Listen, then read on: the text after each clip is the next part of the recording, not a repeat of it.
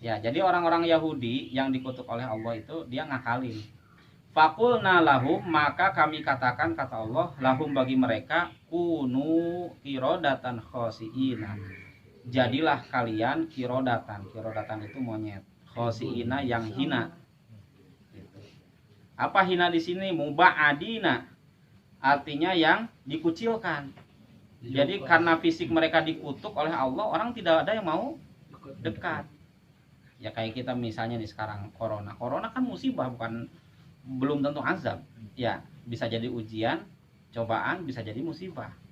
Dengan yang seperti ini aja orang sudah mengkucilkan. Saya ada temen di UIN tuh ya, itu kena COVID gitu.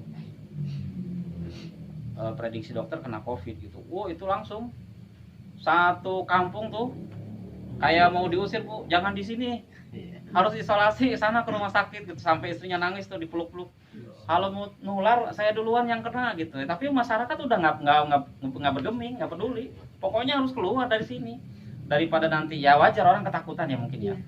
Akhirnya begitu keluar diisolasi, baru 2-3 hari dicek lagi ternyata negatif, pulang lagi. Sebegitunya orang dengan kondisi COVID sekarang ini gitu ya.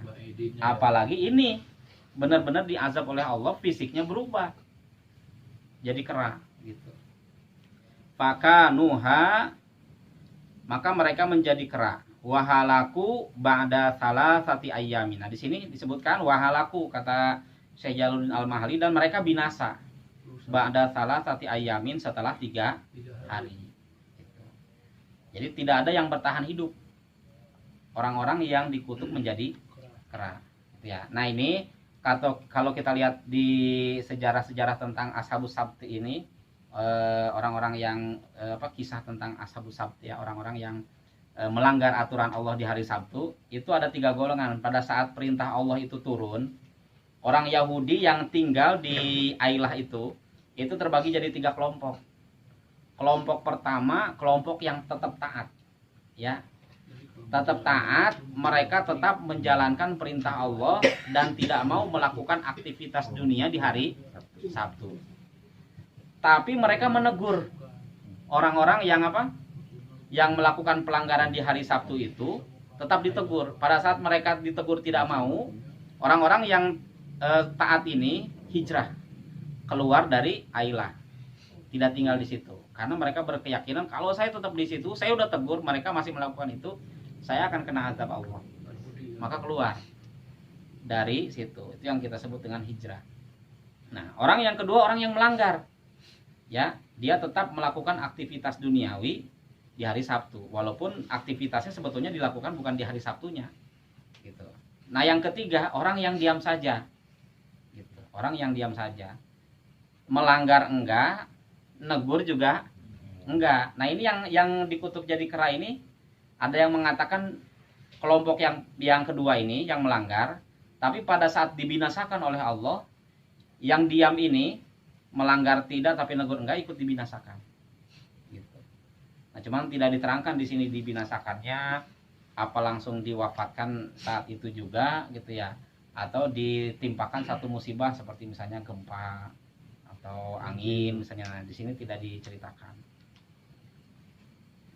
Faja'alnaha, maka kami jadikan ayatil kal uqubah, siksaan itu, nakalan ibrotan maniatan, sebagai pelajaran. Ya, ibroh pelajaran, maniatan man irtakaba mislama amilu, supaya sebagai pelajaran terhadap pencegahan orang yang mau melakukan hal seperti itu. Gitu. Pelajaran supaya kita tidak melakukan seperti mereka. Ya, maka umat Rasulullah SAW yang beriman tidak seperti orang-orang Yahudi. Orang Yahudi itu ngeyel dibilanginnya. Beda dengan umat Rasulullah. Maka kalau kita lihat ada salah satu keistimewaannya umat Rasulullah ya, di dalam kitab hadis Mukhtarul Ahadits itu ya.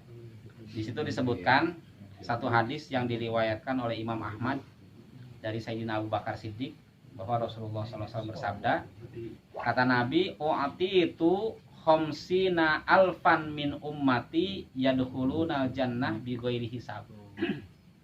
Aku diberikan keistimewaan oleh Allah. Ini nggak ada di umat-umat Nabi sebelumnya.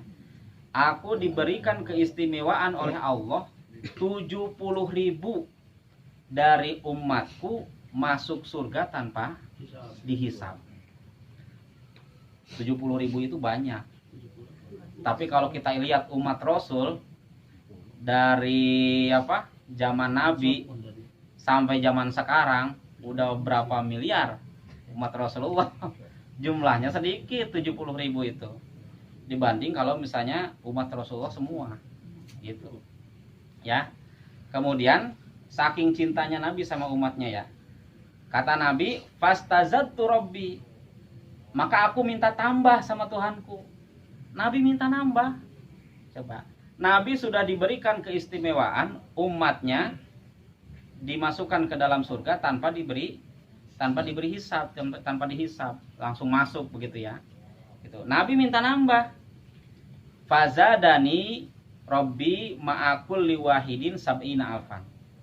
Maka Tuhanku, kata Nabi, Allah menambahkan kepadaku masing-masing dari satu orang itu yang 70.000 itu bisa membawa 70.000 lagi. Ya. Nah makanya kenapa kita harus tawasul ke para ulama, tabaruk ke para ulama, ya apalagi ulama itu yang sudah masyhur kewaliannya, supaya kita orang-orang seperti beliau-beliau kayak Habib Umar, Habib Munzir, guru sekumpul, itu orang-orang yang kita yakini mereka masuk surga bighairi hisab. Nah, gimana caranya supaya kita, walaupun kita bukan termasuk yang 70.000 itu, minimal kita yang ikut dituntun sama salah satu dari yang 70.000 itu, gitu. Makanya nih di Bangil itu ada seorang habaib namanya Habib Abdullah bin Hasan Baharun ya. Habib Hasan Baharun itu gurunya Buya Yahya, sama gurunya Habib Novel bin Muhammad Al Idrus. Gitu.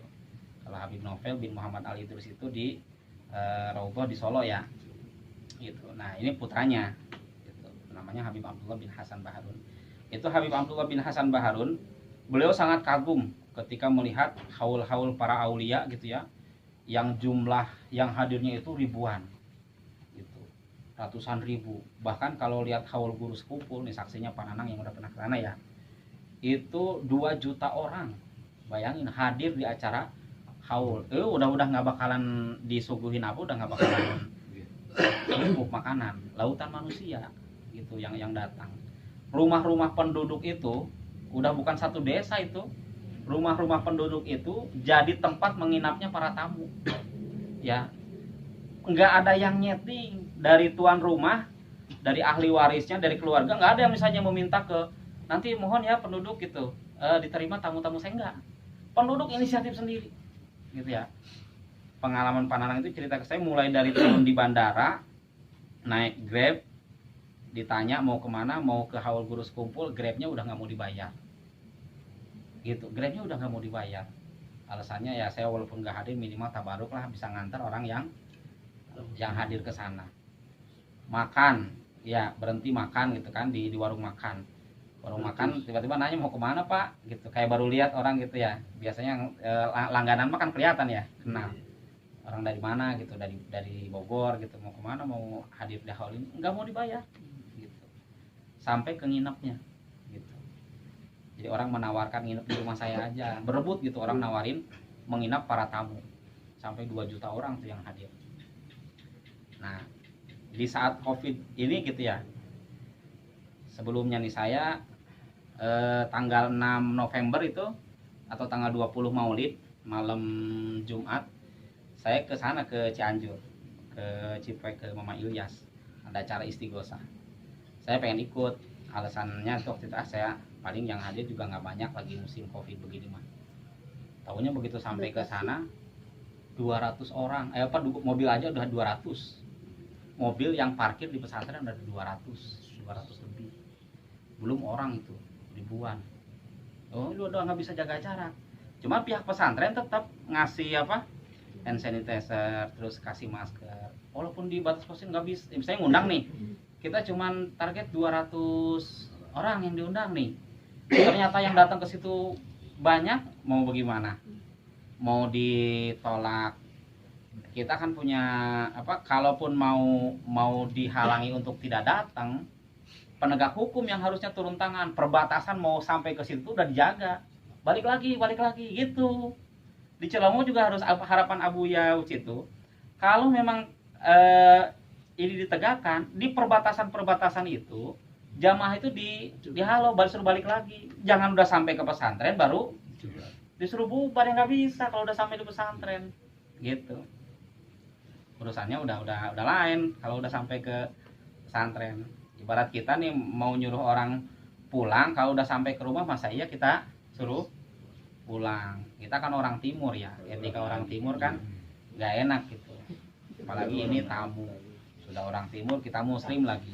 Kan Nabi sendiri bilang, man amana billahi wal yaumil akhir fal yukrim dhaifahu. Orang yang merasa beriman kepada Allah dan hari akhir, hendaklah dia memuliakan tamu gitu.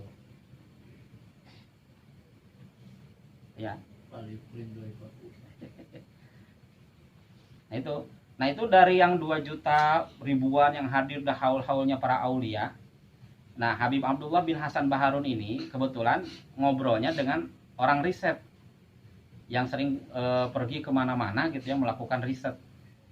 Kata orang riset ini, Habib mohon maaf, yang Habib sebutkan tadi di guru sekumpul 2 juta orang yang hadir, atau di haul-haul yang lain ribuan orang, tapi itu belum sekian persennya mewakili penduduk muslim di Indonesia.